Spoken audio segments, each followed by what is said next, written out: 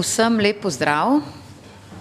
Danes se že četrtič srečujemo na posvetu parlamentarne skupine Globe Slovenija. Tokratna tema je upravljanje z vodami ter ukrepi za preprečevanje poplav in negativnih vplivov suš. Govorili bomo o upravljanju z vodami, ki je prednostna naravovarstvena in gospodarska naloga na celotni površini Slovenije, o upadanju količine padavin v poletnih mesecih in daljših sušnih obdobjih ter namakanjih in ukrepih blažitve suš v kmetijstvu, pridelavi hrane in pitne vode in o obdobjih intenzivnih padavin in podnebnih sprememb ter upravljanjem s poplavami in ukrepi za preprečevanje le-teh.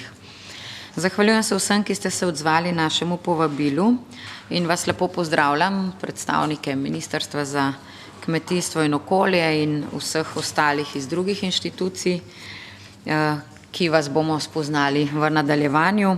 Pozdravljam tudi kolege poslanke in poslance. Nekateri so se opravičili ali pa se nam bodo pridružili kasneje, ker poteka še nekaj odborov v Državnem zboru. Zahvaljujem se vsem uvodničarjem za pripravljenost sodelovanja in sooblikovanje današnjega posveta in za vaše posredovane prispevke. Vse prisotne pa potem po teh uvodnih razpravah vabim seveda k razpravi. Na voljo so prijavnice, ki jih izpolnite in se prijavite k razpravi. Če nam boste prispevke posredovali, jih bomo tudi objavili na spletni strani. So pa zapisani seveda tudi v magnetogramu. Napovedali smo za uvodničarje 5 do 7 minut. Bi vas prosila, da se tega držite. Po 6 minutah vas bom takole opozorila, da se strnete in zaključite vašo razpravo. Prosila bi vas, da tisti, ki imate prezentacije, prijete tukaj do tega računalnika in si tudi pač prezentacijo odprete. Tisti, ki pa ne potrebujete računalnika, pa lahko govorite tukaj za glavno govornico. Predlagam, da kar pričnemo po predlaganem okvirnem dnevnem redu, ki ste ga prejeli. In sicer najprej dajem besedo gospodu Tomažu Primožiču z Direktorata za kmetijstvo na Ministrstvu za kmetijstvo in okolje s prispevkom Namakanje v Sloveniji. Izvolite. Spoštovana predsednika, spoštovani prisotni, najlepša hvala za povabilo na današnji posvet parlamentarne skupine Globe Slovenija. Moje ime je Tomaž Primožič, prihajam z Ministrstva za kmetijstvo in okolje. Na Direktoratu za kmetijstvo sem pristojen za zemljiške operacije, med katere seveda spada tudi namakanje. Kot eden izmed poglavitnih ukrepov za preprečevanje posledic suš v kmetijstvu, s katerim se v zadnjih obdobjih, zadnjih 15-20 letih zaradi aktivnih sprememb, predvsem podnebnih, soočamo v bistvu vsakodnevno, predvsem pa v poletnem času. Namakanje v Sloveniji ima relativno kratko zgodovino v primerjavi z ostalimi državami Evropske unije in pa tudi širše. Z namakalnimi sistemi opremljenih 7500, dobrih 7500 hektarjev kmetijskih zemljišč. Poudarek je na opremljenih, kajti ti namakalni sistemi so večinoma bili zgrajeni v 80. in 90. letih in so že nekoliko zastareli, zato so večinoma potrebni tehnoloških posodobitev. Teh 7500 hektarjev kmetijskih zemljišč predstavlja dober 1,5% kmetijskih zemljišč v uporabi v Republiki Sloveniji, kar je v primerjavi z povprečjem EU 27, kjer je to skoraj 9%, bomo rekli, zanemarljivo malo.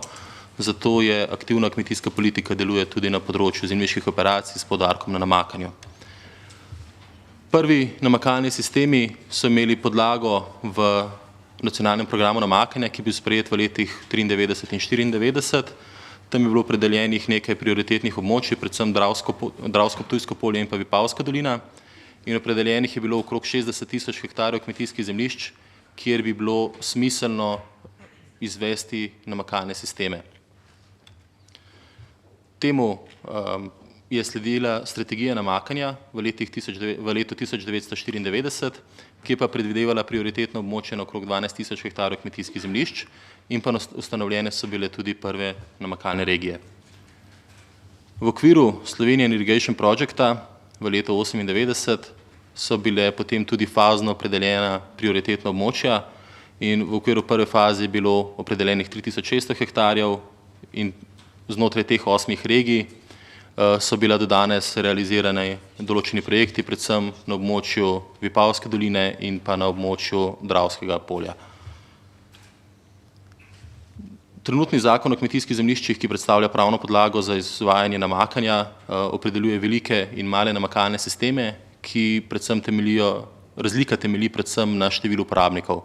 Kadar govorimo o enem uporabniku, je to tako imenovani mali namakalni sistem, kadar je pa teh uporabnikov več in medsebojno ne morejo neodvisno namakati, pa govorimo o velikih namakalnih sistemih, ki so seveda temu primerno navadno tudi površinsko večji. Na karti Slovenije so prikazani tudi delujoči in pa delno delujoči veliki namakalni sistemi, ki so bili zgrajeni v Republiki Sloveniji. Zakaj namakanje oziroma zakaj namakanje kot ukrep pri preprečevanju posledic suš v Sloveniji? Tole so podatki za meteorološka leta od 1961 do 2004, ki govori o tem, da so suše v zadnjem obdobju vse bolj izrazite. Če se samo spomnimo na leto 2013, kakšna suša je bila predvsem na teh ravninskih predelih Slovenije, zato je namakanje kot ukrep nujno potreben, da se bomo takih let, kot je bilo lansko leto, spominjali vedno manj. Iz crpov, ki so jih za nas oziroma za ministrstvo izdelala predvsem Biotehniška fakulteta, je razvidno, katera so območja, ki so najbolj primerna za namakanje v Republiki Sloveniji. Seveda je to v korelaciji z razpoložljivimi vodnimi viri, zato so ta svetlo-zeleno obarvana območja večinoma tudi na teh območjih. Kot vodni vir se največkrat uporabljajo vodotoki oziroma Dravski kanal kot dovodni in odvodni kanal za hidroelektrarne in pa seveda tudi veliki zadrževalniki, kot je to Vogršček in pa podtalna voda. Kako poteka financiranje namakalnih sistemov v Republiki Sloveniji? Do sprejetja programa razvoja podeželja 2007-2014 je bila ta zadeva od osamosvojitve naprej nekoliko zapostavljena. Preko ukrepa 125 programa razvoja podeželja je pa ta zadeva zopet zaživela. Dva pogoja sta, da lahko zgradimo veliki oziroma tudi mali namakalni sistem. Prvo je vodno dovoljenje, drugo je odločba o uvedbi namakanja, ki jo izda pristojno ministrstvo, to je Ministrstvo za kmetijstvo in okolje. V okviru programa razvoja podeželja, kot rečeno, smo imeli znotraj ukrepa 125 financiranje oziroma sofinanciranje izgradnje velikih namakalnih sistemov in pa tehnoloških posodobitev velikih namakalnih sistemov, preko ukrepa 121 pa je bila sofinancirana tudi namakalna oprema. Podprtih je bilo 7 investicij v izgradnjo velikih namakalnih sistemov, navedeni so tudi zneski in pa lokacije teh namakalnih sistemov in zato je bilo dodeljenih 10,6 milijona nepovratnih sredstev. Višina sofinanciranja je bila pa do 100% upravičenih stroškov, se pravi večinoma vse razen DDV, ki ga je financiral investitor. Podprti sta bili tudi 2 tehnološki posodobitvi velikih namakalnih sistemov, obe v Savinjski dolini, za kar je bilo dodeljen skoraj 1 milijon evrov nepovratnih sredstev. Program razvoja podeželja v obstoječem referenčnem obdobju, se pravi 2014-2020, predvideva, dokument še ni sprejet, da bo za izvedbo zemljiških operacij, se pravi tako komasacij, agromelioracije, namakalnih sistemov in pa namakalne opreme, dodeljenih okvirno 23 milijonov evrov oziroma razpisanih 23 milijonov evrov, ki jih bomo, upamo, da tudi uspešno izkoristili. Prioritetna območja, kot rečeno, so v večjih vodotokih, Dravsko polje, ob predvideni akumulaciji za HE Brežice, tehnološke posodobitve v Savinjski dolini in pa drugi krak Vogrščka. Seveda bi bilo pa smotrno imeti neko sosledje zemljiških operacij, predvsem govorim tukaj o komasacijah, da se potem ta izkoriščenost namakalnih sistemov bistveno poveča v primerjavi s trenutnim stanjem. Hvala lepa. Hvala lepa, da ste se tudi držali časa. Gospod Primožič, sedaj pa k besedi vabim generalnega direktorja Agencije Republike Slovenije za okolje, gospoda Joška Kneza. S prispevkom So suše in poplave v Sloveniji res vse pogostejše. Najlepša hvala za vabilo.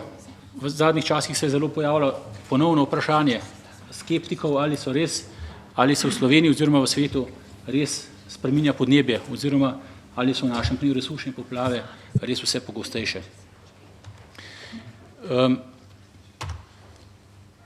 Se opravičujem.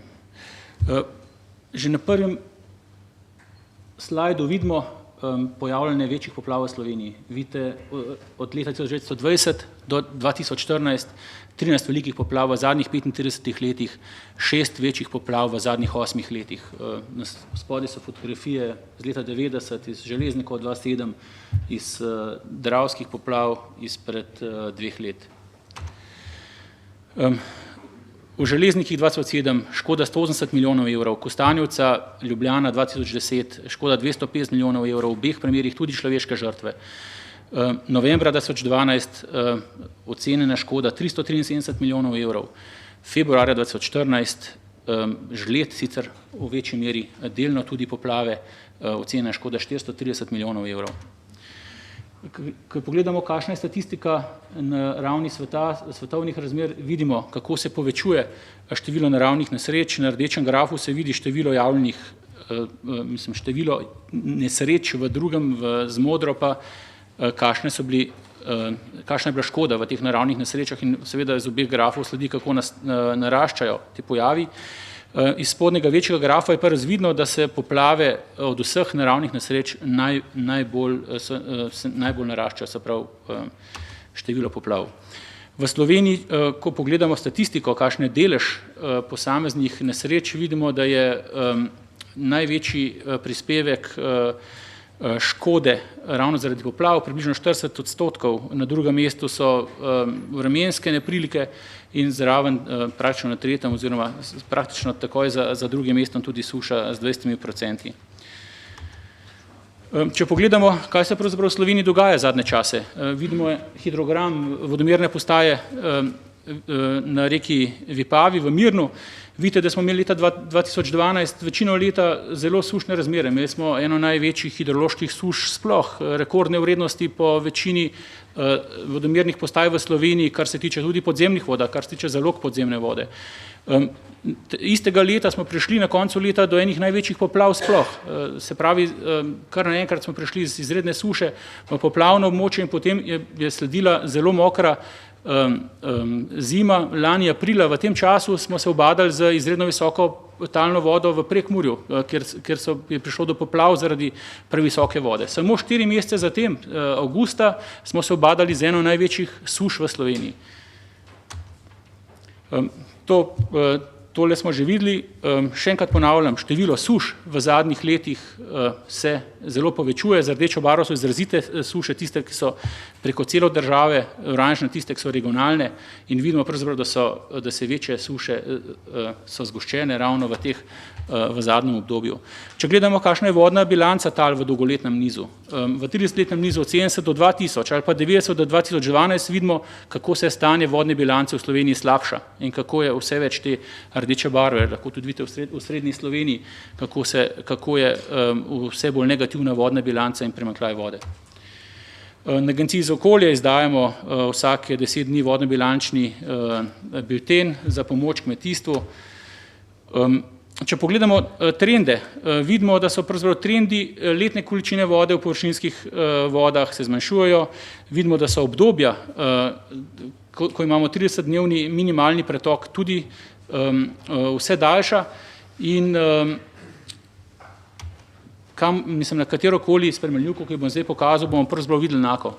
Temperatura zraka narašča po vsej državi, tukaj vidimo nekako neko slovensko povprečje, vidimo, kako se letna povprečna temperatura dviguje zadnjih 50 let na prvem, na levi, na desni, kako je to poleti in po zimi.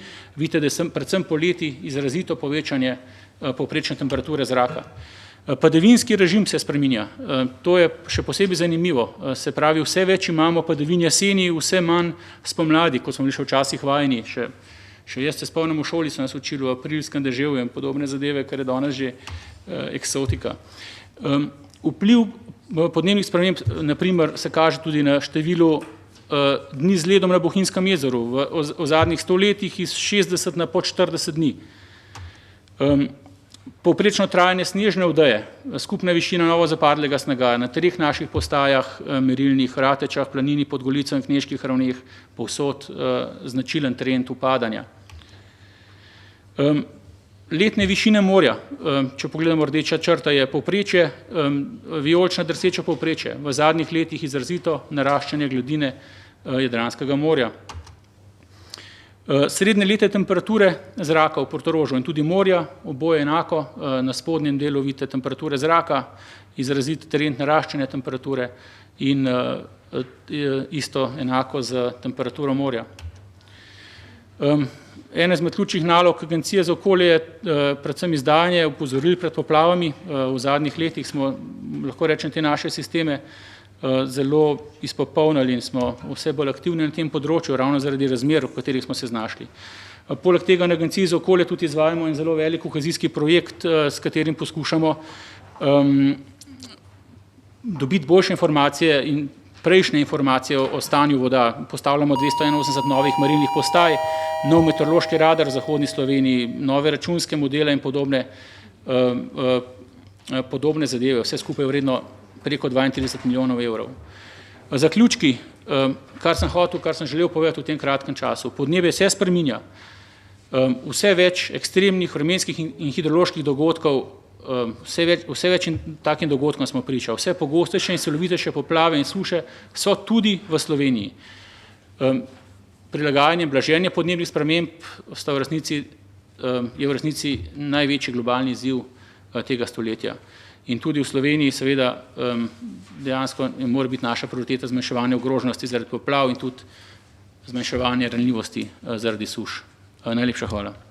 Hvala lepa.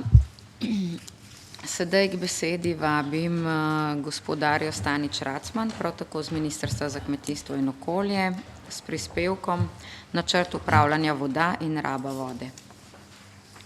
Izvolite. Lep pozdrav tudi v mojem imenu. Moje ime je Darja Stanič Racman in sem na ministrstvu odgovorna za pripravo načrta upravljanja voda, ki naj bi nekje bil sprejet do konca leta 2015. Danes bi pa predstavila samo en majhen segment tega načrta in to je raba vode, še posebej s poudarkom na tem, kar je gospod Knez zdajle povedal, za to spremenjeno dinamiko, količinsko dinamiko vode pomeni, da tudi vse dejavnosti, gospodarske, kmetijstvo in ostalo, ki so vezane na rabo vode, morajo odreagirati. To pomeni, Slovenija je vodnata država, še vedno v smislu globalno gledano, imamo veliko vode proti kakšni drugi državi, vendarle imamo vodo razporejeno precej neenakomerno. Sam načrt ima vlogo strateškega načrta, s katerim naj bi tudi druge politike in strategije usmerjali, tudi na področju rabe vode. In sicer na način, da vode v Sloveniji dosežejo dobro stanje oziroma ostanejo v dobrem stanju, kjer to že je. Cilj zakona o vodah je pa, da se seveda spodbuja trajnostno rabo vode, zagotavlja ohranjanje in naravnavanje vodnih količin, pri tem se pa morajo upoštevati tudi vplivi podnebnih sprememb. In ta člen 5 recimo je zelo pomemben, ker pravi že danes, da je treba rabo načrtovati, programirati in izvajati tako, da se ne poslabša stanje voda. To seveda velja potem za vse, ki se z rabo vode ukvarjajo. Ključni cilji načrta upravljanja voda, ki je nekako ta kroven dokument za upravljanje voda v Republiki Sloveniji, je, da se s tem načrtom doseže, da se rabo usmerja v okoljsko bolj primerne lokacije, da se tam, kjer je dejansko stanje že ogroženo, da se postavi pogoje omejitve rabe in pa da se za cenovno politiko vzpodbuja trajnostno rabo voda. To verjetno poznate, raba vode se loči na splošno, tisto, ki je vsem nam dostopna in pa posebno rabo vode. To je pa vsa ostala, razen za pitje, kopanje, potapljanje, sprehajanje v vodi in podobno. Če pogledamo rabo vode, danes vidimo, da je kar precej pogosto posejana po Sloveniji, torej vode ni tam, kjer ni ljudi, oziroma vode ni tam, kjer vode ni. Torej rabe ni tam, kjer vode ni. To vam pove ta karta. Vse povsod druge pa dejansko je raba kar precej prisotna. Za rabo se plačuje, za posebno rabo vode se plačuje, to je mehanizem tudi spodbujanja gospodarne rabe. Vidimo, da največ prispeva energetika, potem javne storitve, torej predvsem pitna voda, industrija in druge dejavnosti. Če pogledamo pa, kdo jo največ rabi, ravno tako vidimo na tem grafu tukaj, seveda največ energetika, velike in pa male hidroelektrarne, tukaj delamo na skali 4000, od spodaj delamo na skali 30, torej ostale rabe so pri tem energetiki precej manjše. A ne? To pomeni tudi logično, da plačujejo največ. A ne? Pa če si pogledamo še to je tudi en del načrta upravljanja voda, seveda z temi dajatvami bi nekje mogli pokrivati stroške upravljanja voda. Do tega smo še precej daleč, 77 milijonov zberemo, toliko jih imamo že danes, torej 329, če bi pa vse sanacijske programe izpeljali do konca, pa če bi dejansko vzdrževanje dali malo več, bi bila pa v bistvu ta številka nekje dobre pol milijarde na leto. To so zdaj še delovne številke iz priprave načrta, ampak bomo pa v bistvu zelo kmalu tudi objavili. Naša ključna varovalka trenutno pri rabi voda je na površinskih vodah ta ekološko sprejemljiv pretok, ki se zdaj postopoma uvaja. Potem pa to, kar je mogoče že gospod Knez pokazal, trenutno se indeks rabe vode ocenjuje z nekimi pač temi formulami, pri čemer Slovenija zelo dobro izpade. V resnici imamo zelo ugoden indeks. Je pa to tako veliko povprečje, da Slovenijo ni primerno. Če pogledamo recimo zdaj ta novi indeks, ki se je tudi na nivoju Evrope že vzpostavil in upošteva mesečno variabilnost, tukaj imamo samo en pilot, sicer iz Češke, zato ker za Slovenijo še ni bilo zračunano, ampak kaže pa, da izrazito v poletnih mesecih in pozno jesenska imamo zelo negativen tudi ta indeks, ki je zelo posplošeno. To pomeni, kakšen je vpliv rabe na sam vodotok, glede na količino vode.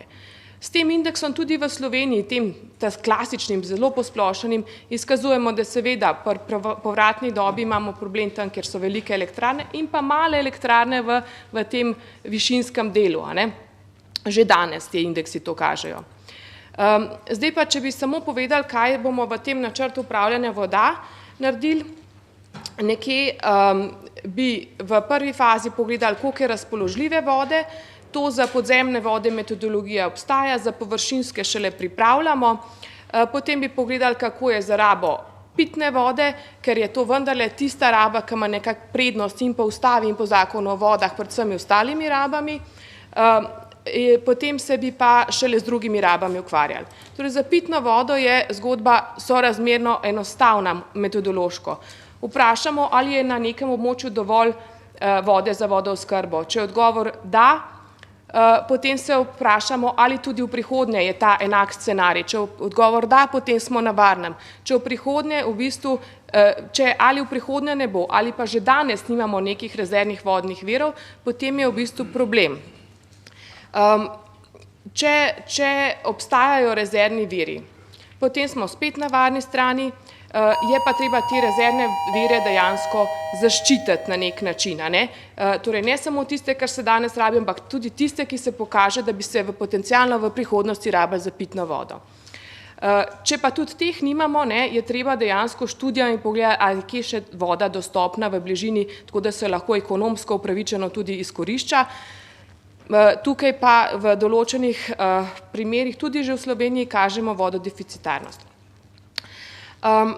Potem za vse ostale rabe vode bi šli pa na neko metodo, ki se reče primernost za rabo. In sicer, da najprej pogledamo hidrološko privlačnost vodotokov, potem pa še ranljivost vodnega ekosistema in nekje vsota vseh teh je primernost za rabo. Govorim zdaj samo seveda za površinske vode, kjer opozarjam na to, to je en tak klasičen recimo krivulja trajanja pretoka v Sloveniji, kjer se vidi, da je v določenem obdobju so izjemno visoki pretoki, potem imamo pa sorazmerno tudi obdobje zelo nizkih pretokov. Tisti, ki posegajo po vodi, imajo nekje ambicijo, recimo ribogojnice, 100% dni koristiti vodo, ker čez en dan ni vode, ali pa dva, se ribe obrnejo na hrbet. To pomeni, oni bi rabili v bistvu imeti za dovolj vode za ribogojnico, praktično 100% dni v letu. Namakanje je drugače, rabijo v vegetacijski dobi, pa verjetno ne 100%. No in na ta način smo mi razvili zdaj karte, oziroma jih razvijamo, ki izgledajo približno tako. Za namakanje v vegetacijski dobi, tisto, kar je v zeleno, je bolj primerno. Zdaj samo hidrologijo kažem, tale ranljivost, če ni razvita, jo še delamo. tisto, kar gre bolj proti črni barvi, je manj primerno. Tukaj imamo recimo povratni točkovni odvzem, to pomeni tista tehnologija ribogojnic, ki se odvzema in vrača na istem mestu in ima praktično minimalni vpliv na vode. Če je odvzem kratek, torej nekje vzameš, druge vračaš, se bistveno bolj v črno pobarva. Toliko občutljivi so naši vodotoki samo, če gledamo hidrologijo. Če pa prekrijemo za vsemi območji, ki jih imamo v Republiki Sloveniji, pitna voda, Natura 2000, naši vodne telesa v slabem stanju, je pa v bistvu zgodba še težja. To pomeni, bo treba izjemno paziti pri teh strategijah in z temi strateškimi kartami bi nekako naslovili tudi naše strateške partnerje, torej hidroenergija bi mogla odreagirati, namakalci odreagirati, ribogojci, turizem in tako naprej. To je ena zgodba. Druga je pa seveda cenovna politika, za katero pa zdaj sem imela sam na hitro čas pokazati, ampak nekako cenovna politika gre pa v smer, da bi do 2016 nekje zagotovili povračilo stroškov, torej to, kar državo in občine stane upravljanje voda, ne bi se tudi nekaj prispevalo strani obremeniteljev in te obremenitelji bi mogli biti pravično obremenjeni, torej tisti, ki obremenjuje več, seveda več, tisti, ki manj. Toliko za enkrat, za podzemne vode v bistvu je količinsko stanje trenutno dobro, razen to, kar bi povedala na termalnih, velike ambicije so iz termalni vodonosniki nam že danes izkazujejo probleme, torej tlaki padajo v Mursko-Zalskem in Krško-Brežiškem bazenu, torej tam smatramo mi, da je raba neprimerna. Se pravičujem, ko vas preganjam, se je zelo zanimivo, ampak. Nadaljujemo z Inštituta za vode, prihajata gospod Igor Plestenjak in doktorica Metka Gorišek, spremenimo odnos do voda. Izvolite. Spoštovani, moj esej, bom rekel, ni toliko strokoven, kolikor je vezan na to, ko sem prebral temo, ki je bila naslovljena o sušah in poplavah, torej naslov asocira le negativne posledice, ki jih ima voda. Torej, ali voda poplavlja ali pa je ni. Torej, voda je tako rekoč le za škodo. Voda ni škodljiva, seveda, če z njo ravnamo kot z neko vrednostjo, neprecenljivo vrednost, zato je vodarska stroka dolžna stopiti skupaj v smeri združevanja ciljev ter skupaj z drugimi strokami uravnotežiti upravljanje z in ob vodi. Voda ne povzroča negativnih učinkov, če jo upoštevamo, če jo spoštujemo in jo dovolimo, da je taka, kot sama hoče. Če smo bili nasilni ali smo nasilni do nje, je nasilna seveda tudi sama nazaj. Samo nestrokovni, neusklajeni in agresivno nespoštljivi posegi naredijo vodo škodljivo. Ukrepi, ki jo naredijo prijazno in sodelujoče, niso le tisti, ki rešujejo poplavljanje tam, kjer smo se neodgovorno umestili v prostor, misleč, da se nam bo potem voda sama umaknila, ampak predvsem tisti, ki upoštevajo njeno delovanje tako, kot je. Danes o vodi želi odločati veliko strok. Vodarstvo je v preteklosti zapravilo nekaj ugleda in si ga mora ponovno pridobiti nazaj. Upoštevajmo škodo, ki smo jo vodi že povzročili, povrnimo ji nekdanjo vodnatost, plodonosnost, pretočne razmere, vrnimo ji možnost poplavljanja in ohranjanja sveta, ki ga razvija v svojem okolju. Vrnili bomo podobo, pokrajino, omogočili naseliti območja s prvotnim življenjem, zagotovili zadostne količine za potalne vode, za vodne rezerve in omogočili nemotno oskrbo s pitno vodo. Tudi za namakanje in energetiko in ostale gospodarske rabe, vključno za turizmom, bo vode dovolj. Dovoliti si moramo, da vodo obravnavamo celovito in ne le kot namakalni vir ali energetski potencial, ne samo kot hermetični rezervat žuželk, žab, ptic, ostalih vodnih živali in rastlin in ne le kot poplavna nevarnost. Predvsem pa jo ne obravnavamo kot sovražnika, ki ga je potrebno ukrotiti, ker hudobno poplavlja in nagaja sušo. Če se bomo naučili take obravnave, takega odnosa, takega upravljanja, ravnanja z vodo in če bomo pri tem sodelovali z vsemi, ki vodi hočejo dobro, bo z njo tudi veliko manj problemov. Pri obravnavanju načrtovanja za rabo in upravljanje voda je nujno združevati vse različne strokovne interese, zahteve in vedenja na skupni imenovalec in jih po možnosti skupnimi usklajevalnimi ukrepi povezati v celoto, ki bo zadovoljila čim več interesov. Pri tem pa so kompromisi nujni. Rigidno vztrajanje na pomembnosti ene same stroke je treba preseči tako, da vsi pridobimo. Z noveliranim načrtom upravljanja voda začnimo s konkretizacijo rab, upravljanje in varovanje in združimo interese v uspešno zgodbo. Pripravimo konkretne ukrepe, ki bodo izvedljivi in ekonomsko učinkoviti. Pri načrtovanju rabe in varovanja voda moramo upoštevati strokovni pristop in pripraviti strateške in programske dokumente uporabne za implementacijo v praksi. In sicer tako, da bo načrt upravljanja voda krovni dokument države za upravljanje s tem dragocenim bogastvom, torej ne le predstavitveni elaborat obstoječega stanja izvedenih analiz in rezultatov leteh po posameznih porečjih, ampak mora podati konkretne smernice in ukrepe za rabo in varovanje voda z vodnim okoljem za konkretne potrebe konkretnih uporabnikov. Za zagotovitev nacionalnih interesov upravljanja z vodami in doseganje skupnih ciljev upravljanja porečij, ki se širijo preko državnih meja, morajo vsi strateški dokumenti države, predvsem pa načrt upravljanja voda, dogovoriti in uskladiti ukrepe rabe preko mejno z sosednjimi državami gorvodno in dolvodno, kar do zdaj ni bilo narejeno. Načrt zmanjševanja poplavne ogroženosti mora operacionalizirati ukrepe poplavne varnosti, ki jih določa načrt upravljanja voda, in sicer celovito po porečjih in podati rešitve ukrepov poplavne varnosti tako za gradbene posege, za preventivno preprečevanje škodnega delovanja in načrtovanje ostalih posegov v vodni prostor. Ukrepi morajo biti načrtovani ekonomsko upravičeno in z finančnimi viri v izvedljivem času. V okviru načrta zmanjševanja poplavne ogroženosti naj bodo prikazi rezultatov izračunov hidrološko-hidrauličnih analiz v kartah poplavne ogroženosti z ukrepi za zmanjševanje škodnega delovanja podani v merilu 1:5000, ne pa 25.000, tako da so uporabni tako za načrtovalce rabe v prostoru kot načrtovalce varovanja območij poplavne ogroženosti. Ocenjujemo, da je treba program Sklada za vode, operativni program kohezijske politike in program ostalih možnih finančnih inštrumentov za izvedbo ukrepov na področju upravljanja voda povzeti strateško programske usmeritve in prioritete načrta za upravljanje voda ter kriterije in prednosti konkretne projektne rešitve ukrepov načrta zmanjševanja poplavne ogroženosti. In s tem omogočiti izvedbo nacionalnih prednostnih projektov, ki rešujejo prednostne probleme celovito. V dokumentih umeščanja vodne infrastrukture in objektov in infrastrukture za objekte ostale rabe prostora, kot so DPN-ji, OPN-ji in posledično projektno-investicijski dokumentaciji za posamezne konkretne posege v vodni prostor, je nujno kot izhodišče upoštevati določila omejitve, cilje, kriterije in prioritete načrta upravljanja voda kot krovnega državnega dokumenta, kot tudi operativno izvedbene državne dokumente in načrt zmanjševanja poplavne ogroženosti. Ocenjujemo, da bomo na teh podlagah učinkovitejši, ne le pri načrtovanju in usklajevanju posameznih interesov, ampak tudi na področju črpanja evropskih sredstev. Hvala lepa. Hvala lepa.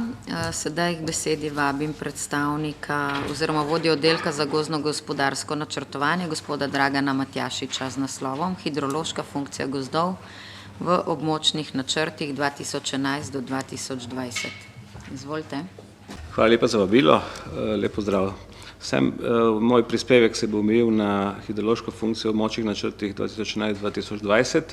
Gre za temeljni strateški dokument gozdarstva, ki ga je vlada za to obdobje sprejela leta 2012, ob koncu 2012 in je seveda veljaven. Glede na to, da nimamo veliko časa, gremo kar na bistvo. Kot prvo bi samo nekaj besed o vplivu gozda na vodne razmere. Tudi sami veste za veliko gozdnato Slovenije, gozd blagodejnega vpliva gozda na vodne razmere, ima zelo pomembno vlogo pri preskrbi z vodo, pri uravnavanju otoka in pri vplivu na vodo kot biotop za številne oblike življenja. Definicija hidrološke funkcije gozdov je v pravilniku o načrtih za gospodarjenje z gozdovi in upravljanje z divjadjo. Torej, pri hidrološki funkciji, kakor je gozdarji razumemo, gre za mehansko in biološko čiščenje vode, ki odteče ali pronica z gozdnih površin, uravnavanje vodnega režima z zadrževanjem hitrega odtekanja padavinske vode z površja, potem počasnejšim taljenjem snega, ohranjanje vode v gozdnih tleh in rastlinah in zakasnjenim pronicanjem vode iz gozdnih tav v sušnih obdobjih. Mi smo za območni načrt uporabili tudi priročnik, ki ga je podpisal minister z vsemi kriteriji. Jaz se v teh kriterijih zdaj Ne bom posebej poglabljal, ker tudi nimamo toliko časa, je pa na voljo. Naj samo povem, da imamo 2 stopnje poudarjenosti funkcij gozdov. Pri prvi stopnji poudarjenosti gozdovi določajo gospodarjenje, funkcija določa gospodarjenje z gozdovi, pri drugi stopnji pa vpliva. Skratka, prva stopnja je tista, ki je za hidrološko funkcijo zelo pomembna. To so ti kriteriji, o katerih zdaj ne bi preveč se poglabljali. Skratka, podatki, ki so iz teh naših raziskav, iz tega kartiranja, ki je potekalo med letom 2010 in 2012, so podatki naslednji. Prva stopnja funkcije imajo gozdovi na površini približno 63.000 hektarjev, 550.000 je pa na drugi stopnji. Takole nekako izgleda karta hidrološke funkcije gozdov, ki je tudi na voljo na posebnem pregledovalniku Zavoda za gozdove Slovenije. In če pogledamo, kako so te razvoj teh površin potekali v zadnjih 20 letih, prvo kartiranje je bilo izvedeno leta 1991, potem ponovljeno 2001 in sedaj v zadnjem obdobju.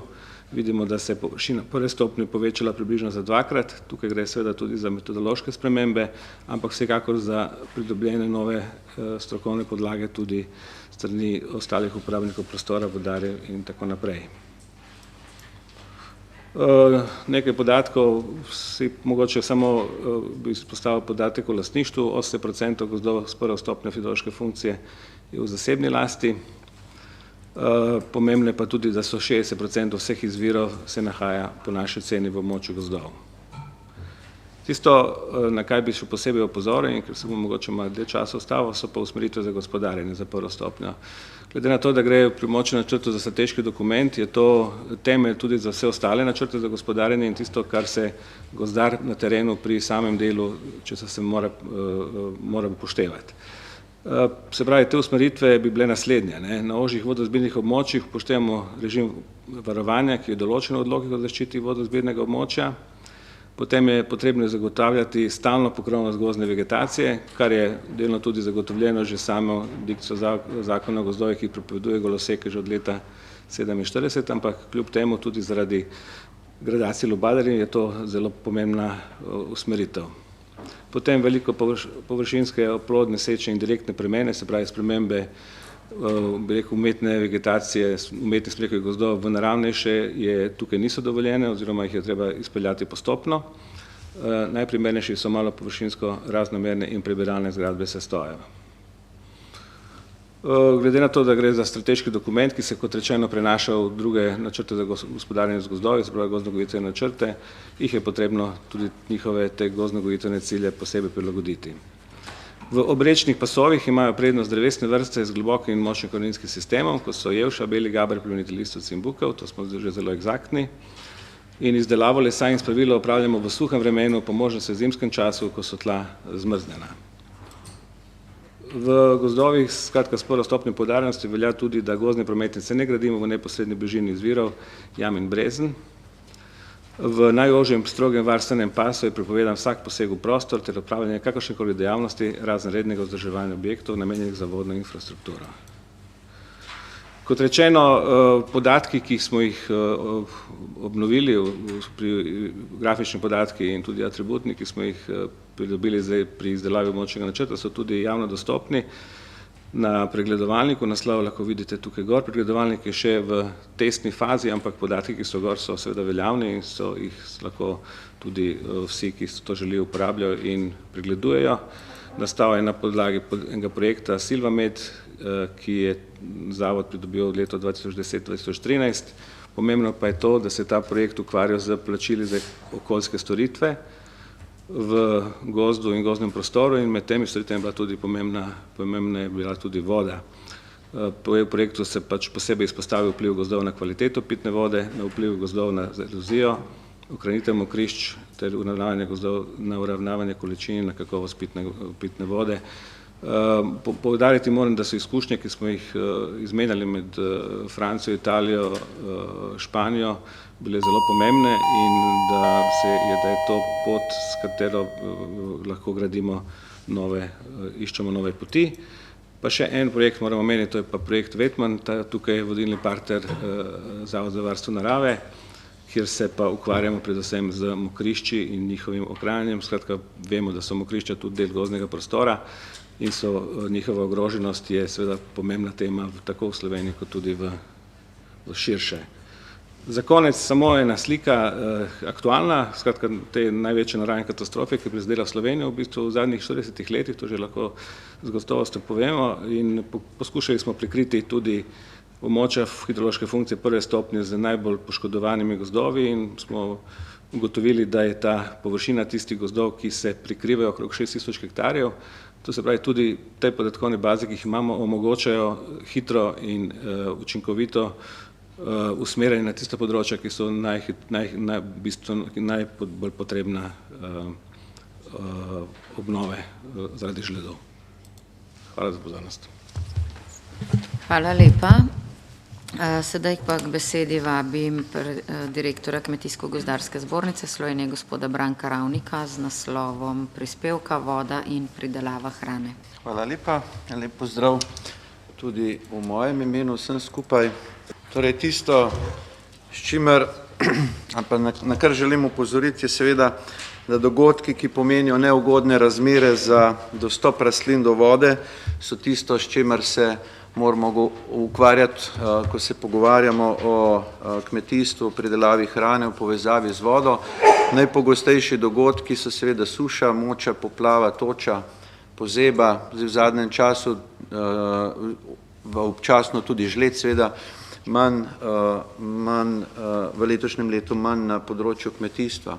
Tisto, kar je bilo pokazano kot dogajanje v zadnjih 15 letih strani direktorja Arsa, se neposredno odraža tudi na obsegu kmetijske pridelave. Zelo jasno je vidno, takrat, kadar so velike suše, je tudi padec kmetijske proizvodnje izrazit in nekako lahko vidimo, da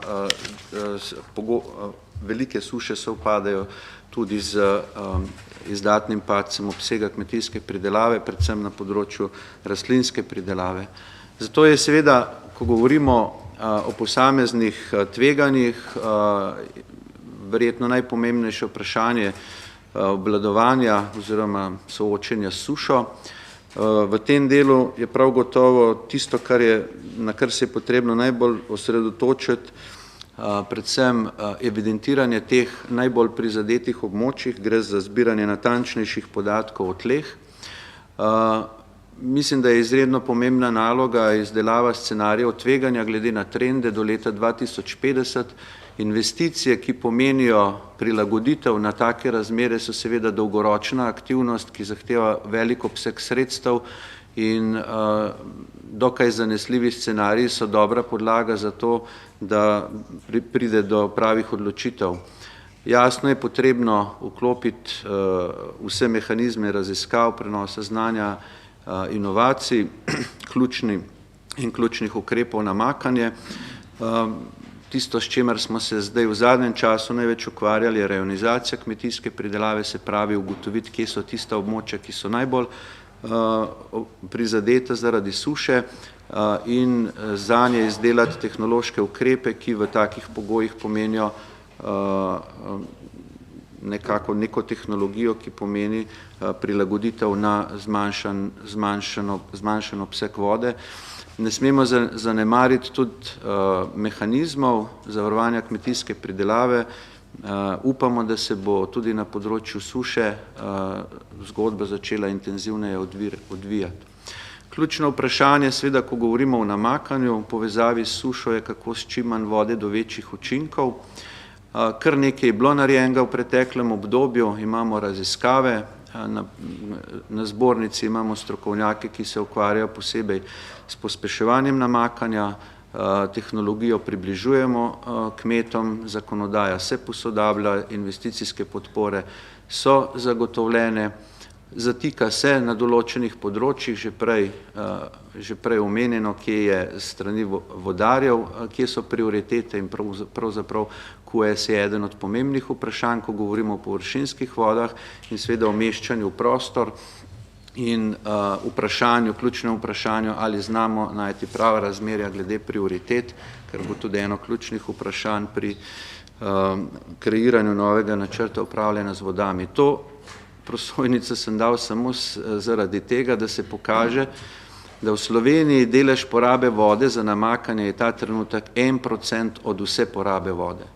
Evropsko povprečje je nekje 40%, se pravi, mi imamo še kar nekaj rezerve, oziroma če trdimo, da kmetijstvo lahko predstavlja problem glede na vodo, ki jo imamo, s tem, da pospešujemo namakanje, jaz trdim, da to ne more biti razlog.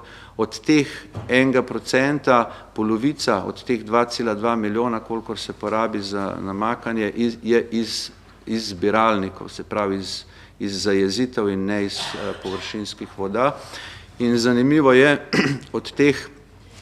od te razlike je velik delež predstavlja zasneževanje smučišč v zimskem obdobju. Tako da je ta procent še toliko nižji in moram reči, da vsakršne razprave, da bi lahko namakanje izrazito poseglo v vodno bilanco, težko sprejmem. Ključni izziv se seveda glede na frekvenco padavin so seveda vodni zadrževalniki. Tu bo kar potrebno nekaj narediti. Izzivi so predvsem pri gradnji suhih zadrževalnikov v povezavi z varstvom premoženja pred poplavami. Izzivi so pri namakanju oziroma izgradnji energetske infrastrukture na spodnji Savi. Je to zagotovljeno? Namakanje je tudi lahko v povezavi z odpadnimi vodami, z vodo iz čistilnih naprav bi lahko namakali 3600 hektarov. In seveda vprašanje je, ali, ko govorimo o namakanju, imamo te prioritete med posameznimi politikami ustrezno razmejene. Tisto, kar sem že omenil, tehnološki ukrepi, za svetovanje na tem področju je pomembno, da opredelimo izbiro primernih njivskih tal, kolobar, obdelavo tal, gnojenje, se pravi, vse to strokovno obdelamo in kmetom lahko potem seveda svetujemo, s kakšnimi tehnologijami se najlažje bori proti pomanjkanju vode v določenem času rastne sezone. Tisto, kar se tiče poplav, seveda glavni problem poplavljanja kmetijskih površin je onesnaženje in pa erozija teh površin. In problem poplavljanja je dostikrat povezan tudi s samim konceptom oziroma samim vzdrževanjem vodotokov in tu je seveda vprašanje ključno, ali je čas za spremembo koncepta samega vzdrževanja. Mi enostavno premalo vodotokov letno vzdržujemo in je to eden od razlogov, da se je potrebno vprašati, kako naprej. Podobno je z gradnjo vodne infrastrukture pri poplavni ogroženosti in nekako se dogovoriti, ali so kmetijske površine tudi med prioritetami, ko govorimo o poplavni varnosti.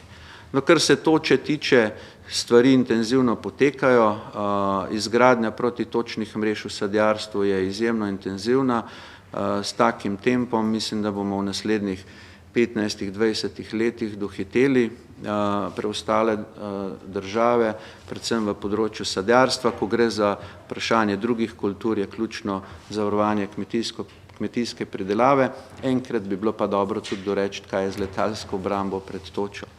Ribogojstvo lahko prispeva ima lahko pomemben prispevek tudi pri pridelavi, pri reji mesa, se pravi hrane in pri kreiranju novega načrta upravljanja z vodami bo seveda temu področju treba dati določeno prioriteto. Tisto, kar pa prihranjam za razpravo na koncu, pa je seveda dobro stanje voda je primarni interes vseh, tudi kmetijstva, in koncept onesnaževalec plača je po mojem mnenju vprašljiv in na nek način potreben ponovne presoje oziroma ugotovitve, ali s tem konceptom nadaljevati tudi, ko govorimo o povezavi kmetijstva in pa rabe vode. Hvala lepa. Hvala lepa. Sedaj pa dajem besedo gospodu Borutu Vrščaju z Kmetijskega inštituta Slovenije. Predstavil bo kar Kmetijski inštitut Slovenije oziroma poglede in usmeritve. Izvolite.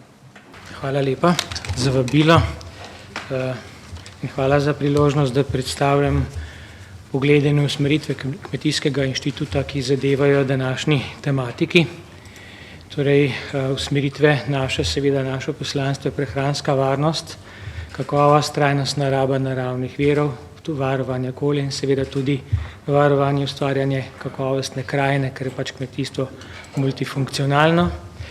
V okviru upravljanja z vodami za potrebe kmetijske pridelave smo danes že zelo veliko slišali, zato bom relativno kratek in tudi naši pogledi seveda so tisti, kot jih vidimo mi. Vidimo potrebo po zadrževanju voda v državi, skratka večjo potrebo po izgradnji teh manjših zajetij vodnih zadrževalnikov, ki bi jih izkoriščali za namakanje. Ti zadrževalniki prispevajo tudi poleg zadrževanja visokih voda tudi k pestrosti krajine, biotski pestrosti in tako naprej. Po namakalnih potrebe smo že danes slišali, da stvari potekajo, poudaril pa bi, da rajonizacija kmetijske proizvodnje naj bi upoštevala tudi možnosti namakanja in pa potrebe kmetijskih kultur po vodi. Vsekakor vidimo, da je potrebno povečevati delež površinskih voda za namakanje in kjer je možno zmanjševati poseganja v podzemne vode. Kar se tiče teh vodnih zadrževalnikov, toliko, kolikor mi prepoznamo na podlagi našega dela v prostoru, so vodni zadrževalniki stari. Sprašujemo se, kakšno je njihovo stanje, kakšne so njihove resnične kapacitete, kakšna je zamuljenost, kaj se bo dogajalo, ko bo potrebno te vodne zadrževalnike nekako očistiti, sanirati. Skratka, mislimo, da se bomo srečali s problemom odlaganja mulja. Vsekakor pa smo mnenja, da je potrebno nekatere zadrževalnike v večji meri nameniti namakanju. Naša naloga kmetijstva je, da izboljšamo stanje kakovosti voda v teh vodnih zadrževalnikih in tudi danes je bilo že nekaj rečeno o načrtu upravljanja z vodami. Namakanje in poplave. Tudi o namakanju je bilo danes govora. Na inštitutu smo prepoznali tudi večji problem introdukcije teh novih znanj. Skratka, menimo, da je potrebno vzpostaviti neke demonstracijske centre, kjer se kmetovalci pobliže srečajo z različnimi možnimi tehnologijami, kjer so na voljo strokovnjaki, ki pomagajo pri načrtovanju, uvajanju namakanja. Tudi to je bilo že rešeno. Posebej pa menimo, da bi bile dobrodošle nekakšne projektne pisarne kot sistem podpornega sistema za uvajanje namakanja. Skratka, enotne točke, kjer se lahko ljudje zglasijo in dobijo informacijo, ki jih potrebujejo. Tudi o pridobivanju dovoljenj je bilo danes že rešeno, zgleda, da je to pereč problem.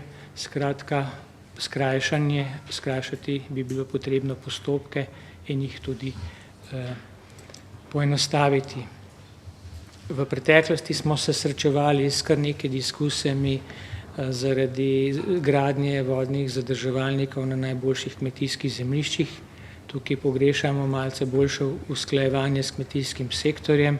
Skratka, naša pobuda je, da se skupno in bolj aktivno sodeluje pri urejanju kmetijskega prostora, posebej pri varovanju dobrih, najboljših kmetijskih zemljišč. Tisto, kar na Kmetijskem inštitutu lahko veliko bolj prispevamo oziroma kar je naše poslanstvo, je prilagajanje in blažitev učinkov in posledic suše. Naj omenim 3 sklope, to je rajonizacija, obdelava tal in pa prilagajanje v sortnem izboru. Torej, Slovenija je pester prostor, veliko bolj pester kot nekatere druge sosednje države. Skratka, mi potrebujemo za naša zemljišča pravilno izbiro rabe. Srečujemo se z izjemno pestrostjo na zelo kratkih razdaljah. Tukaj vidimo 3 različne vrste tal. Po naključju skopanem v primeru 2 km, lahko se pa razlikuje seveda bistveno podrobnejši skali. In seveda posledično na isti dan srečujemo takele prizore od popolnoma posušenega posevka do popolnoma vitalnega posevka, razdalja res ni bila več kot kilometer. Potrebujemo nove informacije in te informacije je potrebno ustrezno predati. Res pa je, da je teh informacij ta trenutek malo, zato ker potrebujemo dopolnitve na področju informacij o kapaciteti tal za zadrževanje vode. Zaradi pestrosti potrebujemo detaljnejše karte, da bi lahko usmerjali in pomagali pri usmeritvah v kmetijski pridelavi. Prilagajanje agrotehničnih ukrepov in ohranjanje kakovosti tal, to je druga velika usmeritev. Skratka, pomembno pri boju proti sušnim razmeram so novi agrotehnični ukrepi ali prilagojeni agrotehnični ukrepi, ki povečujejo sposobnost tal za zadrževanje vode. To pomeni, da moramo v naših kmetijskih tleh povečevati količino organske snovi, torej humusa, uvajati nove obdelave tal in prilagoditi ukrepe različnim tipom tal. Nove tehnike bi bilo potrebno razviti, načine obdelave, tako kot so tračne setve, obdelave v pasovih, vmesni posevki, različne kulture, vsi pa naj bi rezultirali v boljši kakovosti, v boljši odpornosti tal na sušo. Torej, te tehnologije, ki bi jih uvajali, ne prispevajo samo k zmanjševanju suše in doseganju kakovostnejših pridelkov, pač pa tudi varovanju površinskih in podzemnih voda in tudi izboljšanju ogljične bilance države in s tem tudi izpolnjevanju obveznosti Slovenije. Želel bi sam povedati, da relativno malo vemo, kakšna je erozija v Sloveniji. Skratka, informacije, ki jih potrebujemo, je potrebno spraviti na nivo, ki je uporaben za kmetijsko pridelavo. Odporne sorte, poleg mnogih stresov se rastline srečujejo tudi z abiotskim stresom, kot je suša in poplava, in v okviru tega je potrebno žlahtnjenje tolerantnih sort, skratka večjo toleranco na pomanjkanje vode in tudi nove sorte, ki jih tuje družbe prinašajo v Slovenijo, je potrebno potrditi in stestirati, ali temu je tako, ali so sorte resnično primerne in dobre in pozitivne za slovenski prostor. O tem je bilo veliko rečenega, tako da bom preskočil in se vam tudi s tem zahvaljujem za pozornost. Hvala lepa. Hvala lepa. Sedaj vabim k besedi doktorico Lidijo Globevnik, tematski center za raziskave, študije in razvoj projektov na vodah, s prispevkom, kje imamo težave pri upravljanju s poplavami. Lep pozdrav. Pripravila sem nekaj izhodišč predvsem za debato in svoj pogled. Upravljanje s poplavami pravzaprav ni termin, s katerim bi bili domači v Sloveniji, je pa drugače v flood management dosti uveljavljen termin. Torej gre za del upravljanja z vodami, predvsem za njenimi pojavnimi oblikami, kot so poplave in suše. Poplave in suše, oba pojava sta pravzaprav povsem naravna pojava. Mi imamo z njima težave zato, ker nam povzročajo škode. Kar se tiče poplav, kamor bom jaz usmerila to svojo razpravo, kratko, upam, da bom uspela v 6 minutah, je to, da pravzaprav zaradi škod zmanjšujemo tveganja. Tveganja, kot ga uvaja tudi FLA direktiva, po kateri se ravnamo, in če vzamem koncept upravljanja z naravnimi nesrečami, ki govori o tveganju, večjo nevarnost, ko imamo pojavo, večje tveganje imamo, in tako kot na cesti, če ne gremo na cesto, nimamo tveganja, je tako kot je isto v poplavah, če ne gremo v prostor poplav, ne tvegamo. Torej tvegamo zato, ker smo v področju poplav, ampak če smo tam pravzaprav na cesti z velikim avtomobilom, z kamionom, manj tvegamo, in tako naprej. In isto je pri poplavah, torej govorimo o ranljivosti, o izpostavljenosti, občutljivosti in prilagodljivosti, to so 3 elementi. Če se pojavimo v področju poplav, lahko tudi s temi 3 elementi zmanjšujemo tveganja.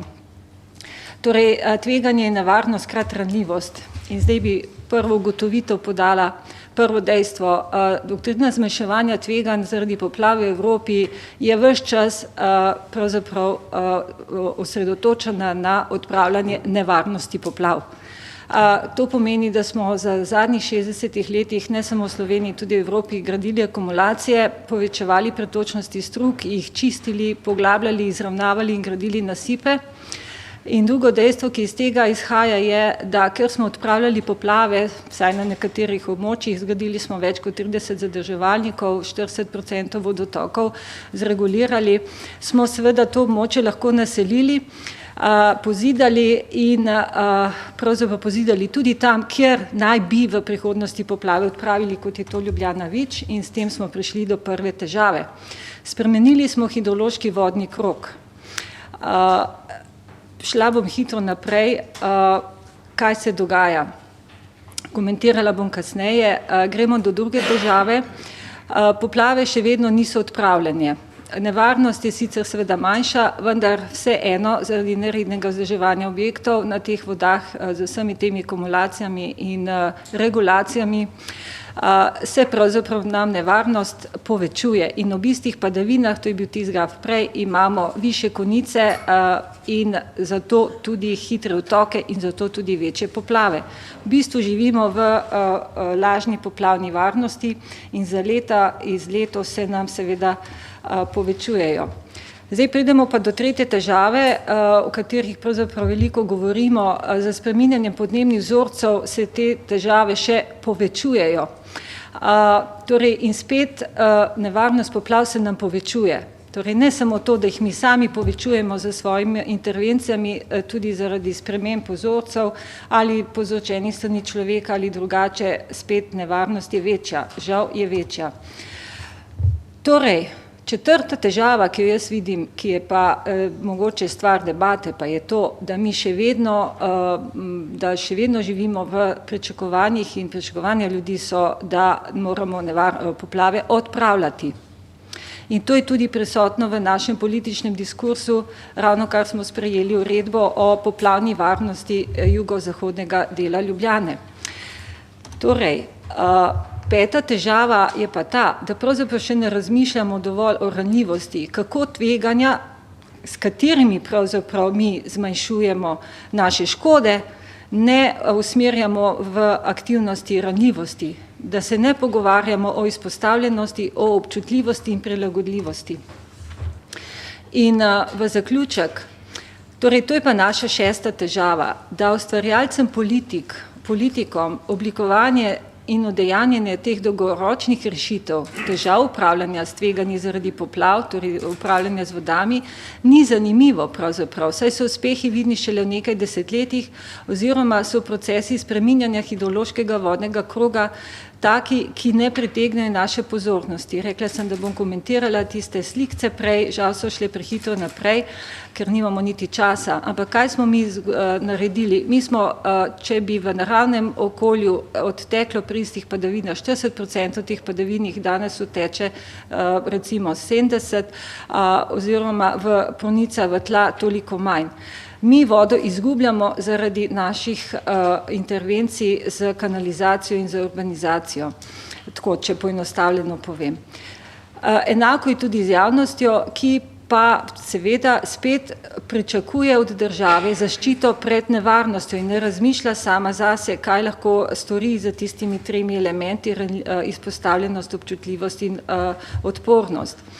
Torej, moj predlog je, da je potrebno iskati drugačne politike, da je treba odprt, da se moramo zavedati, da se s povečanjem finančnih sredstev brez sprememb koncepta upravljanja z vodami seveda teh težav ne bomo odpravili, saj smo v začaranem krogu.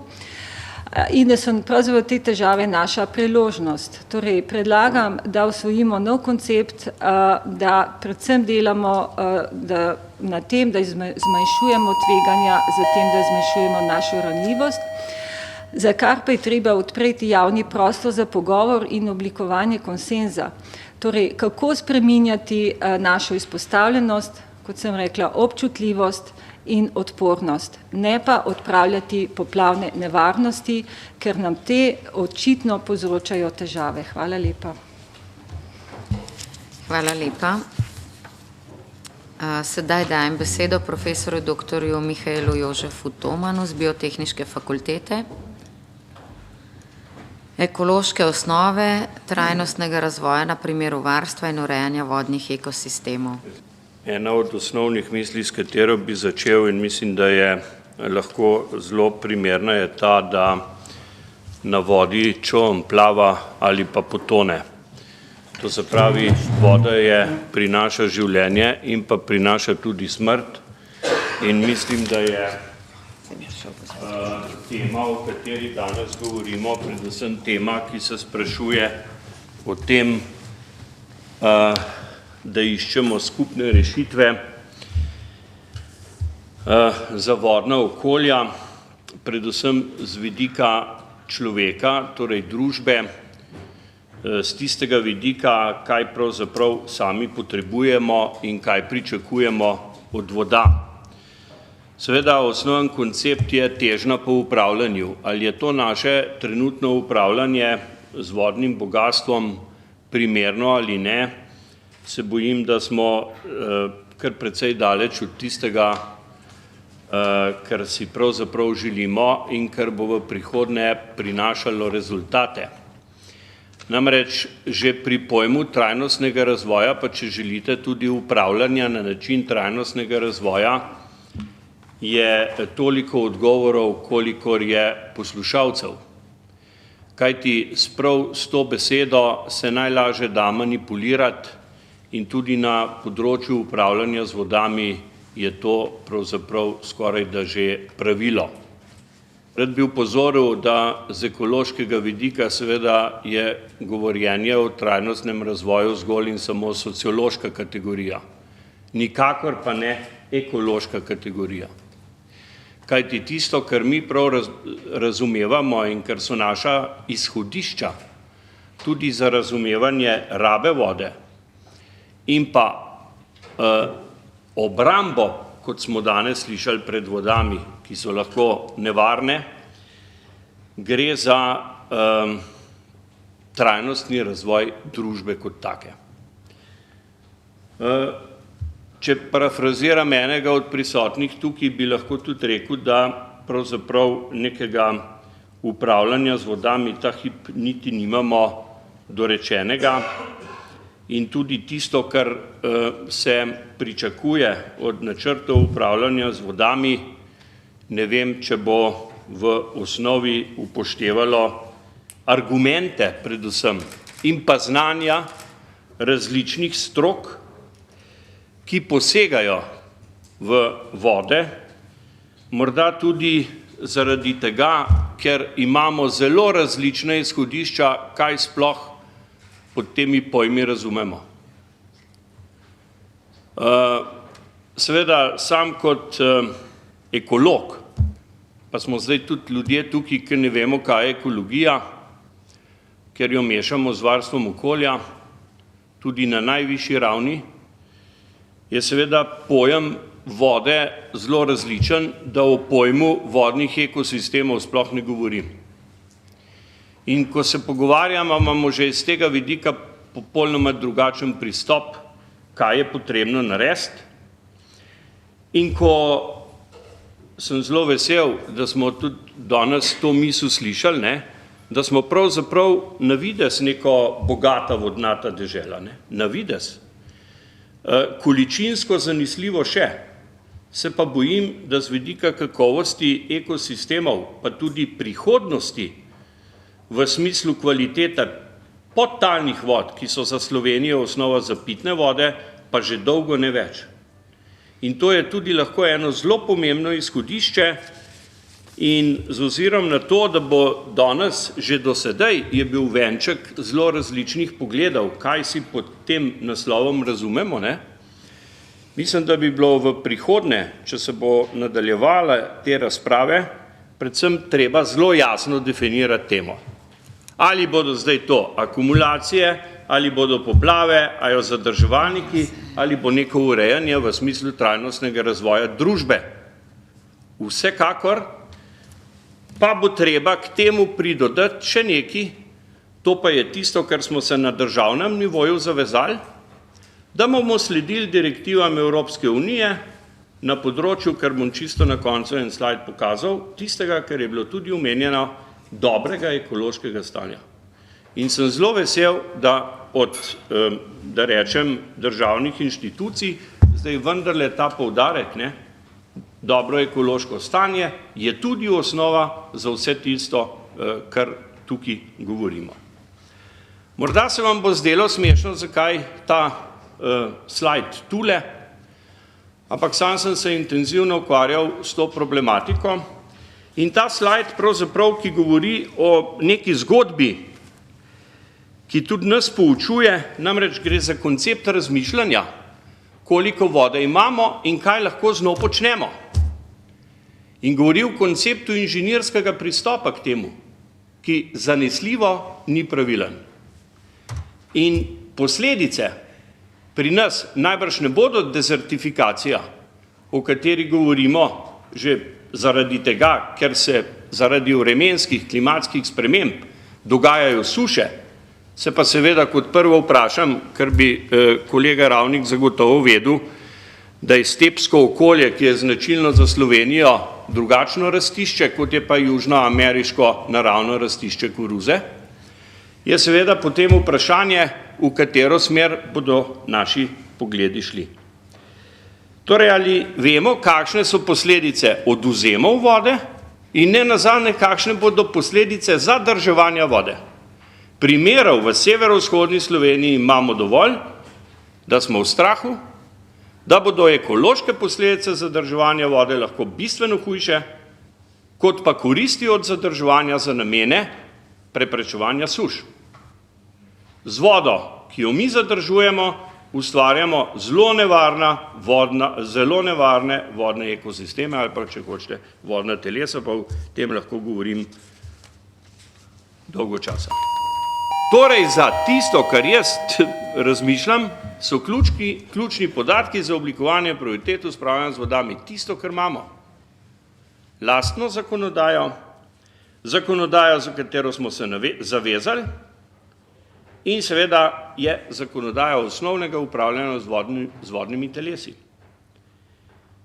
In samo ukrepi, ki bodo s temi dejstvi usklajeni, bodo tudi uresničljivi in v prihodnje pričakujem resnično bistveno večje sodelovanje ne samo med sektorji po posameznih ministrstev, ampak tudi med posameznimi strokami. Tisti, ki se poznamo, se že najdemo, na sistemskem nivoju pa teh poznanstv praktično ni. Hvala lepa. Hvala lepa. Sedaj k besedi vabim še profesor doktorja, hvala lepa, Mitja Brilija z Fakultete za gradbeništvo in geodezijo z naslovom Vpliv podnebnih sprememb na poplave in posledice slabega vzdrževanja strug na škodo pri poplavah. Vas pa prosim, da izpolnite listke za razpravo, če želi kdo razpravljati, komentirati, podati kakšno vprašanje uvodničarjem in da potem to tudi date, da bomo odprli razpravo. Izvolite. Prav lepa, hvala za besedo. Jaz bi spregovoril par besed v zvezi z prvo rezultati raziskave, ki smo jo pred kratkim opravili v zvezi z vplivom podnebnih sprememb na pojav poplav. Raziskavo smo delali po naročilu Komisije za reko Savo, obdelali smo celotno porečje.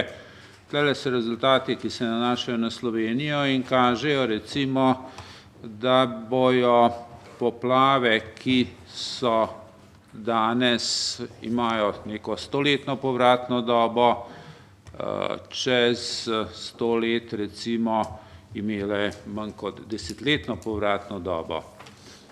Podobno analize kažejo povsod po hribovitih krajih, tam kjer na Krasu pa na nižinskih predelih so ti vplivi nekoliko manjši. Tisto, kar je bilo tudi zanimivo, to je, da smo ugotovili, da je Slovenija edina država na porečju, ki ni predvidela nobenih ukrepov za blaženje vpliva podnebnih sprememb, bodisi na poplave, bodisi na suše.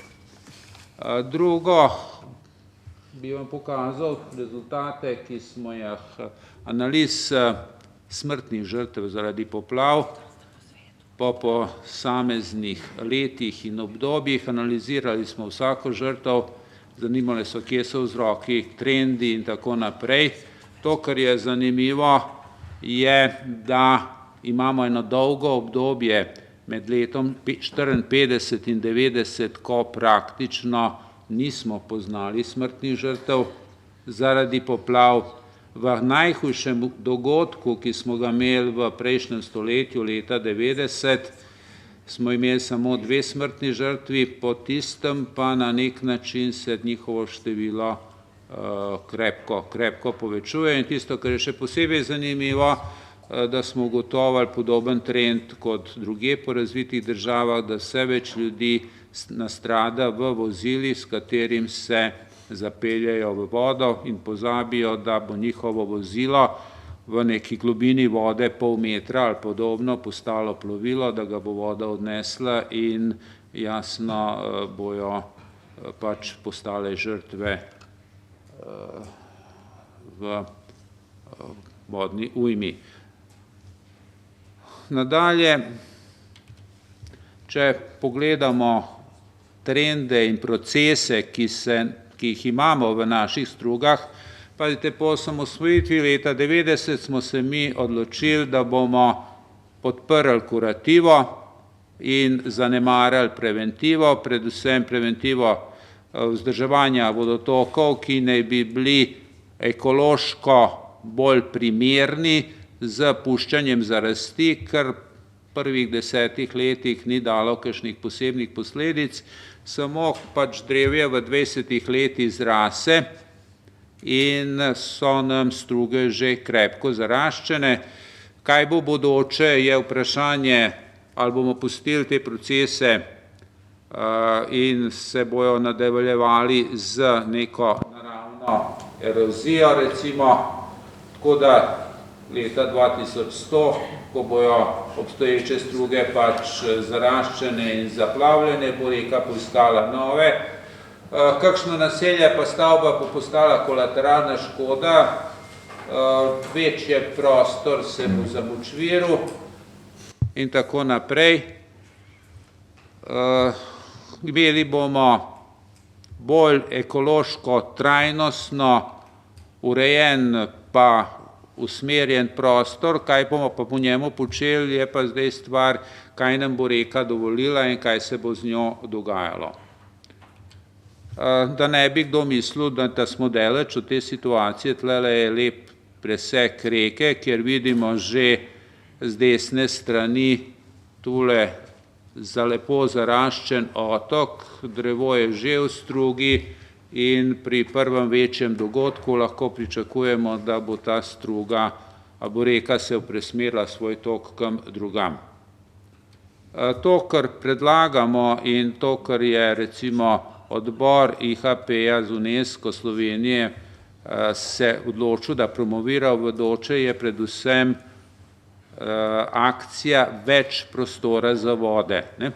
Vprašanje je samo, ali bomo ta prostor izločili in prepustili vodotokom načrtno in usmerjeno, ali pa bo voda to sama poiskala in uredila razmere, tako kot ji pač v njenem naravnem toku in režimu najbolj odgovarja. Zdaj mogoče par besed še o študiju vodarstva in okoljskega inženirstva, ki se je začelo na gradbeni fakulteti in moram reči, da imamo danes že nekih 200 diplomantov. Potem drugo, kar je zanimivo, to je študij Erasmus Mundus, kjer sodelujemo z Univerzo v Delftu, Univerzo v Dresdenu in Barceloni. V dvoletnem študiju zdaj imamo že 3. generacijo študentov. Tlele je generacija 2012-2014, ki je bila slučajno v februarju po končanih pedagoških obveznostih v Sloveniji, ravno ko smo imeli težave z ledom in je bil čudovit in krasen primer, kako lahko študentom pokažeš 1:1, kako država se ne sme obnašati v naravni nesreči in kako se država z svojim nedelom in neodločnostjo trudi in povečuje škodo do pač, koliko se jo da, enormnih razmer. Gre za generacijo študentov, praktično 20 študentov iz 18 držav in izredno dobro tudi izkušnjo, ki jo imamo z njimi na fakulteti. Zdaj, ko se zaključil še tisto, kar bi opozoril in kar je večji problem, pa ne samo na področju voda, tudi na vseh starih področjih, vprašanje ustreznega strokovnega kadrovanja, kjer recimo ugotavljamo, da za najodgovornejše funkcije na področju voda je dovolj, če nekdo zna odpreti pa zapreti pipo. Kaj več je že hudo. Potem tisto, kar moramo poskrbeti, je odstranjevanje ovir v vodotokih, recimo, veliko je bilo govora o južnem delu Ljubljane, Ljubljanskem barju, ko se je gradila obvoznica, je bila struga Ljubljanice zasuta. Vsi vemo, da je zasuta in se nič ne zgodi. Zamašek je treba odmašiti, zaradi tega je recimo na barju 20 do 30 cm vode več, kot bi bilo, če bi se pa zamašek odstranil. Samo se to nič ne zgodi.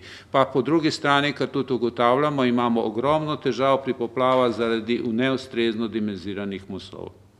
Skratka, če bi vzdrževali vodotoke na način, kot se je vzdrževal pred letom 90 in odstranili določene ovire, mislim, da bi 2/3 težav, ki jih imamo s poplavam, pa škode, ki jo pač popisujemo vsakič, da o smrtnih žrtvah niti ne govorimo, ne bi imeli.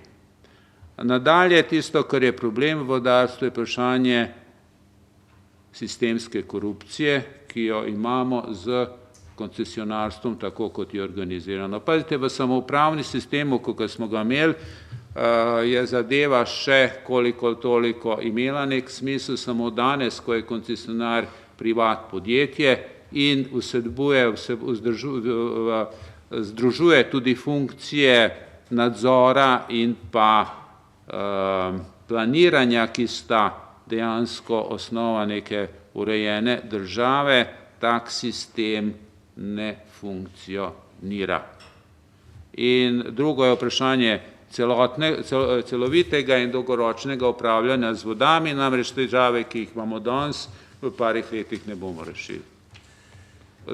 Stanje vodotokov, da bi ga spravili v red, da bi ljudje ob vodotokih tudi lahko varno živeli, poleg narave, da se razumemo, bo zahtevalo vsaj naslednjih 10 ali pa še več let. In tisto, kar bi ponovno rad opozoril in na nek način izpostavil, je, da mi moramo poiskati in dati rekam, vodam več prostora. Ne samo površinskim vodam, tudi podzemnim vodam, ker dejstvo je, da so se zaloge podzemnih voda v naši državi krepko zmanjšale in če hočemo govoriti o problemih s sušo in tistih minimalnih pretokih, ki jih srečujemo v naših vodotokih in dejansko pomenijo izcejanje podtalnice, oprostite, če bo podtalnice manj, pa tudi teh minimalnih pretokov, ne glede na kakršnokoli rabo in kakršnekoli potrebe manj. Hvala lepa.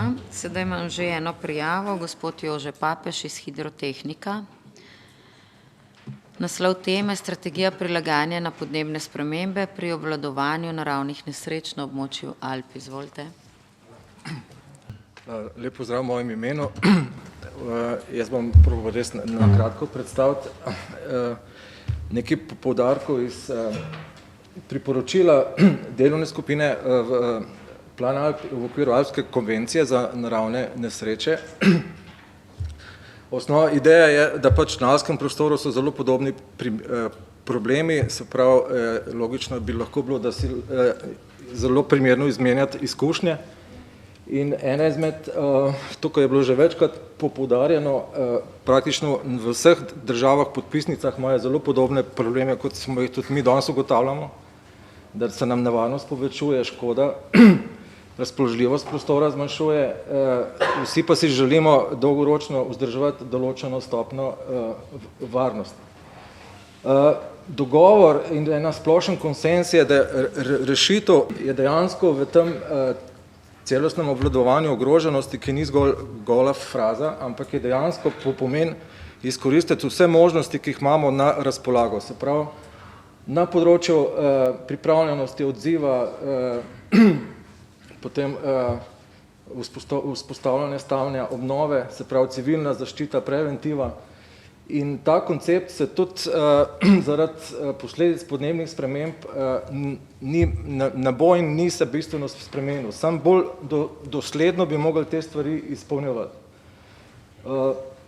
Zdaj, tukaj je bilo predstavljeno podnebne spremembe, tukaj je Agencija za okolje zelo veliko napora vložila, da je naredila tale prikaz, da je izčistila podatke, očitno se dogajajo spremembe, čeprav je vse pospremljeno z veliko mero negotovosti, zlasti na področju lokalnega nivoja. In zdaj vse podpisnice tudi v tej delovni skupini s posebnimi strokovnimi skupinami smo prišli do nekih splošnih 10 priporočil, kaj lahko naredimo na področju pripravljenosti, prilagajanja na podnebne spremembe. Ena je zagotovo, da moramo izboljšati to pripravljenost na odziv v primeru nesreč, ki se bojo še dogajale. In zagotovo se bodo dogajale nesreče, ki bodo presegale našo stopnjo zavarovanj. Potem preverjati moramo odpornost že izgrajenih objektov in zavarovanj, da bodo prestale preobremenitve. In tole bi pokazal na tole ključno dejavnost, kar se tiče vzdrževanja obstoječe vodne infrastrukture. Čim to zamudimo, da pade pod kritično stanje, z nekim rednim vzdrževanjem lahko zelo podaljšamo njihovo funkcionalnost. S tem, da je ekstremen primer država Nemčija, kjer ima že par let zakonsko predpisan 15% dodatek pri projektiranju zavarovanj zaradi podnebnih sprememb. Potem to, kar je kolega iz Arsa Knez predstavil, je ključnega pomena, da imamo res dober pregled nad podatki in dobro podporo oziroma izhodišča za naše odločanja, in to je tale projekt Bober je vreden vse pohvale.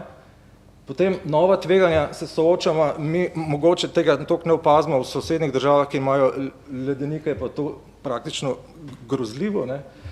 Tukaj je tale ledenik Grindelwald, so se v 14 dneh odločili in vrgli noter 15 milijonov, da so 2-kilometrski rov skopali v živo skalo, da so prišli pod ledeniško jezero, ki jim je grozilo, da jim bo odplaknilo kompletno dolino. Se pravi, postopke določevanja in kartiranja nevarnosti, vkolikor pač imamo danes znanja, jih moramo prilagoditi na bodoča predvidevanja, se pravi, da preusmerimo škodne dogodke na področje, kjer je manjši potencial škod.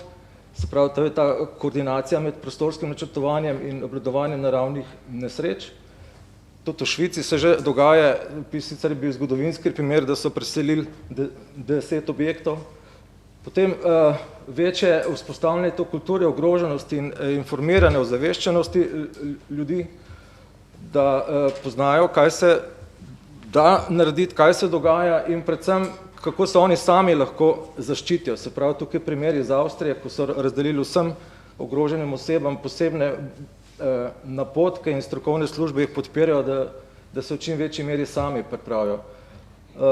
Izboljšanje znanja, to mora biti pa tudi konstanta, ker pač narava bo vedno ostala do določene mere črna skrinjica in to bi rekel, da ta erozija je na celem svet ima isti trend, da se pač vse gore se bodo znižale, tudi v Sloveniji erozija in gravitacija in v slovenskih poveri je z določenimi točkovnimi ukrepi stabilizacije teh pobočij ukrepano na 2% dolžin vodotokov in to so bile zelo premišljene lokacije, ki bistveno prispevajo, da imamo določen nadzor nad sproščanjem, transportom in odlaganjem teh plavin in zdaj ne moramo gledati samo naturacentrično, ker vseeno smo ljudje tudi del narave in imamo stopno znanja in tudi razpoložljivih sredstev, da se lahko do določene stopne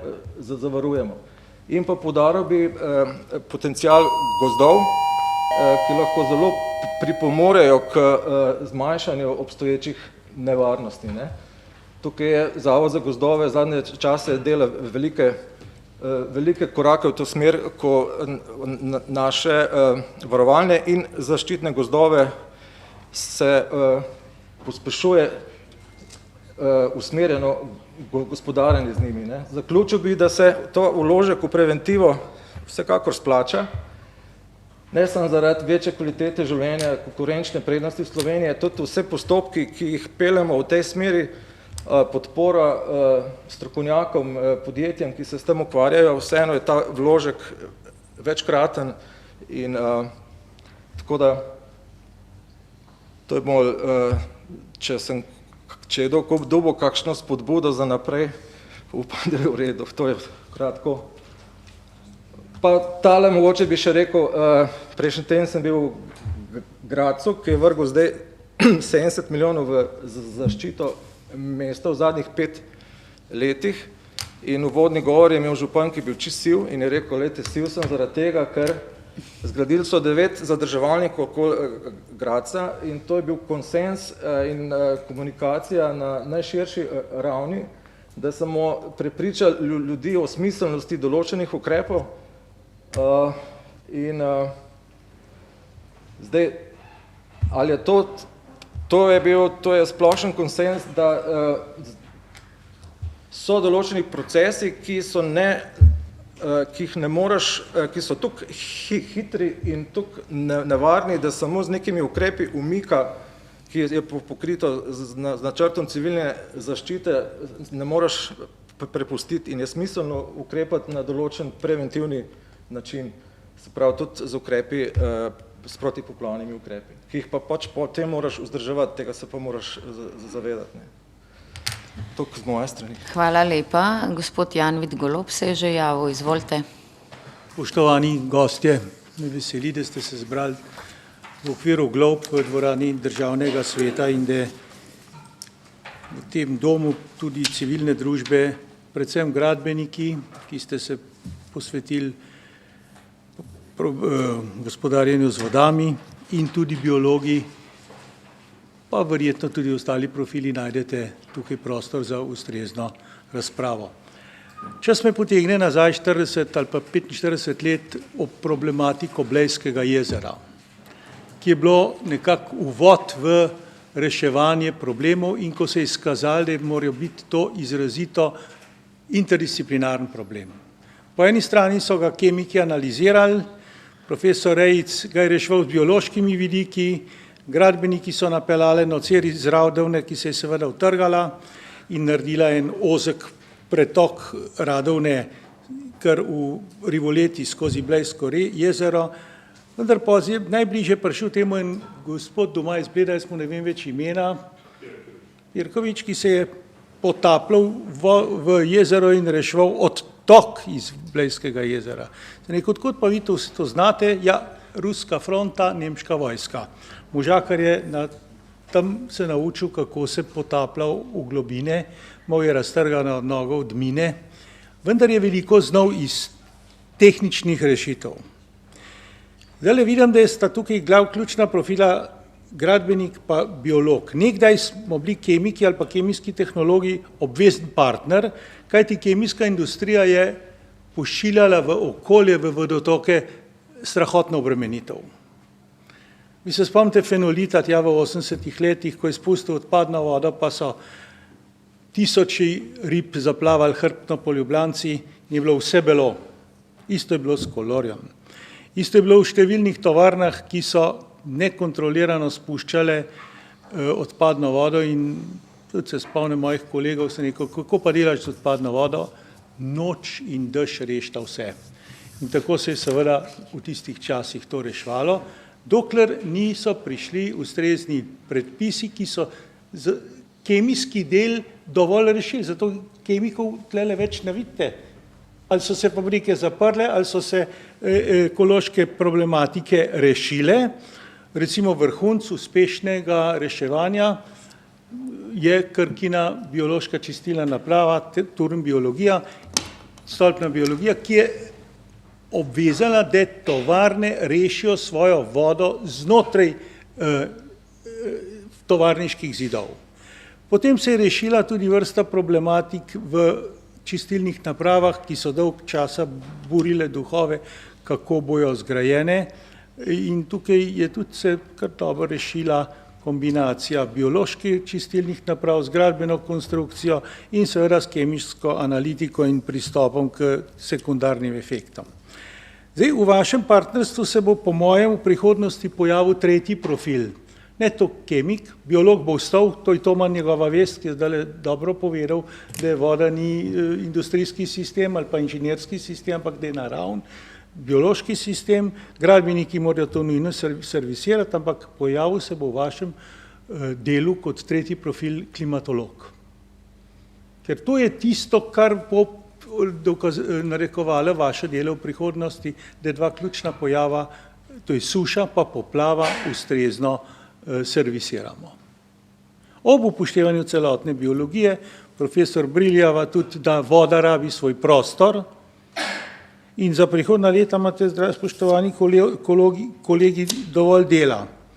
Mi boste hmalo pozvonili.